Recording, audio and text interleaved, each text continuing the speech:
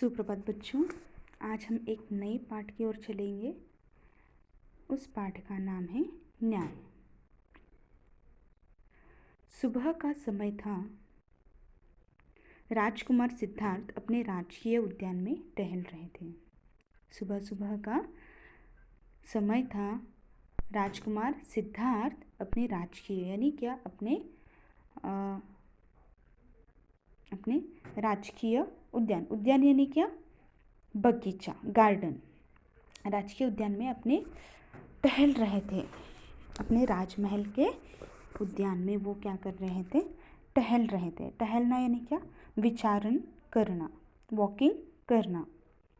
चारों तरफ रंग बिरंगी फूल खिले थे। मंद मंद वायु बह रही थी। उनके बगीचे में चारों तरफ से रंगी बिरंगी फूलों के पेड़ थे। रंगी बिरंगी फूल खिल रहे थे। मंद मंद वायु बह रही थी। थोड़ी थोड़ी सी हवा भी चल रही थी, बह रही थी। पक्षी कलरव कर रहे थे। पक्षी अपना आवाज़ निकाल रहे थे। किलबिल करना यानी क्या? पक्षी अपनी आवाज़ से बातें कर रहे थे। तालाब में हंस, बतख आदि विचरण कर रहे थे। तालाब में हंस, बतख क्या कर रहे थे? विचरण कर रहे थे। विचरण यानी टहलना। एक ऐसा वातावरण था जो मन को मुग्ध कर रहा था। ये सारे वातावरण को देखकर क्या हो रहा था? मन को शांति मिलना, मन को आकर्षित करना, मोहित करना। मुग्ध यानी क्या? मोहित करना।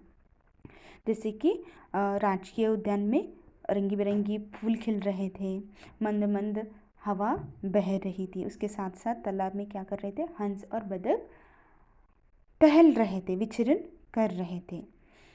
यह सारा वातावरण देखकर सिद्धार्थ का मन क्या हो गया? मोहित हो गया। अचानक से कातर क्रंदन करता हुआ एक हंस सिद्धार्थ के सामने आ गिरा। एक अचानक से क्या होता है कि कातर क्रंदन यानी रोते हुए, घबराते हुए एक हंस सिद्धार्थ के सामने आ गिरता है।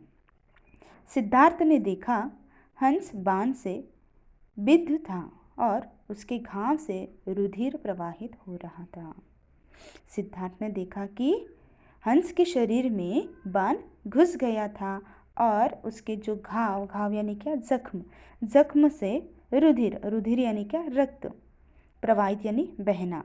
उसके हंस के जख्म से रक्त बह रहा था। सिद्धार्थ को बहुत दया आई। सिद्धार्थ के सामने एक अचानक घबराते हुए, रोते हुए एक हंस गिरता है और उसके जख्म से रक्त बह रहा है। सिद्धार्थ को उसे देखकर बहुत दया आती है। सिद्धार्थ हंस को देखता है और उसके ऊपर बहुत दया आती है। उन्होंने हंस को अपने अंक में उठाया व उसका बाण निकाल दिया। सिद्धार्थ उसको देखते हैं और झट से जाकर अंक यानी क्या? अपनी गोद में। सिद्धार्थ ने हंस को अपने गोद में उठा लिया और उसका बाण निकाल दिया। तालाब से जल लेकर उसका घाव पूरी तरह से साफ किया। सिद्धार्थ क्या करता है? उस हंस को उठाकर अपनी गोद में लेता है और तालाब से पानी लेकर उसका जख्म पूरी तरह से साफ कर देता है।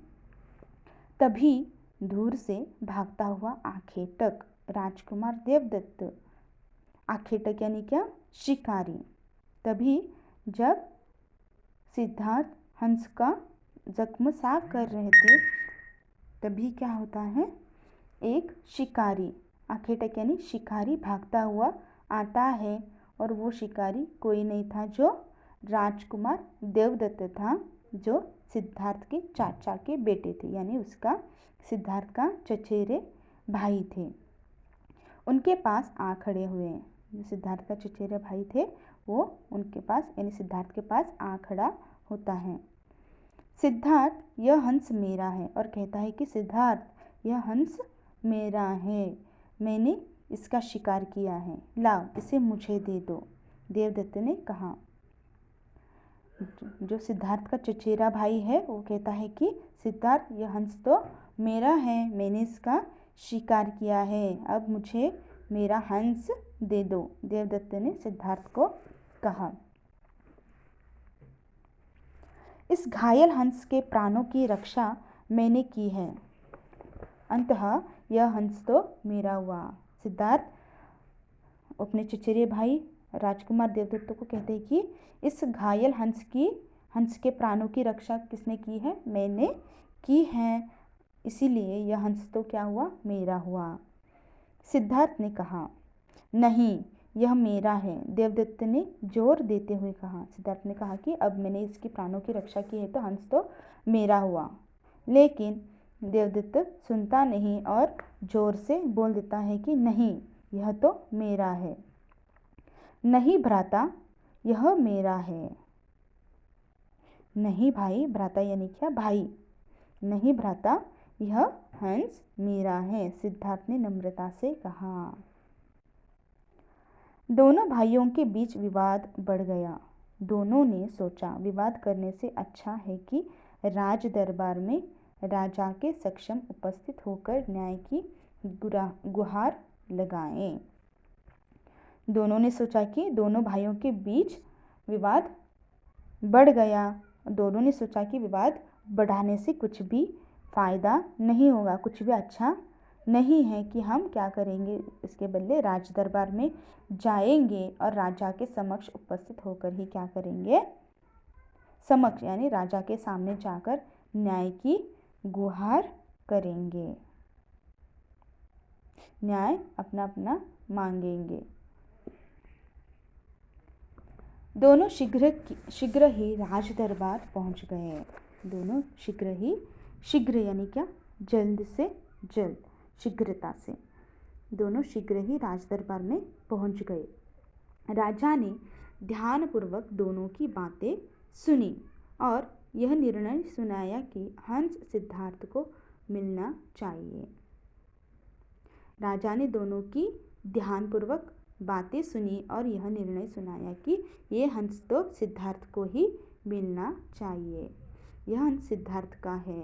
राजा अपना निर्णय सुनाता है कि यह जो हंस है वो सिद्धार्थ को ही मिलना चाहिए, यह हंस सिद्धार्थ का है। राजा ने अपना निर्णय सुनाया। कारण पूछने पर राजा ने बताया कि जब उसका चचेरा भाई कारण पूछता है कि ये हंस सिद्धार्थ का कैसे होता है, मुझे कारण चाहिए, ऐसे देवदत्त ने राजा को कहा। कारण पूछने पर राजा ने बताया कि सामने वाले से बचाने वाला बड़ा होता है, मारने वाले से बचाने वाला बड़ा होता है। जो मारता है वो बड़ा नहीं होता, जो प्राणों की रक्षा करता है वो सबसे बड़ा होता है। मारने वाले से बचाने वाला ही क्या होता है? बड़ा होता है। जैसे कि देवदत्त ने हंस की शिकारी किया और उसके शरीर में बाण मार दिया, लेकिन सिद्धार्थ ने उसकी सेवा कर उसके जख्मों को साफ करके उसके प्राण बचाए। वही क्या होता है? एक सच्चा इंसान होता है। मारने वाले से बचाने वाला ही क्या होता है? एक बड़ा होता है। सिद्धार्थ हंस को लेकर अपने महल में चले गए। सिद्धार्थ उस हंस को लेकर अपने महल में चले गए। यही राजकुमार सिद्धार्थ आगे चलकर महात्मा गौतम बुद्ध के नाम से विख्यात हो गए और बौद्ध धर्म की स्थापना भी इन्होंने की है।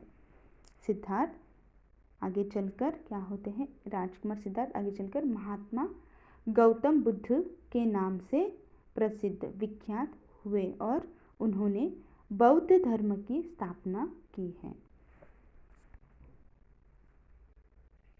इस पाठ से बच्चों में यह सीख मिलती है कि पशु पक्षियों के प्रति दया भाव तथा प्रेम प्रस्फुटित करना एवं सही न्याय की क्षमता का विकास करना। धन्यवाद।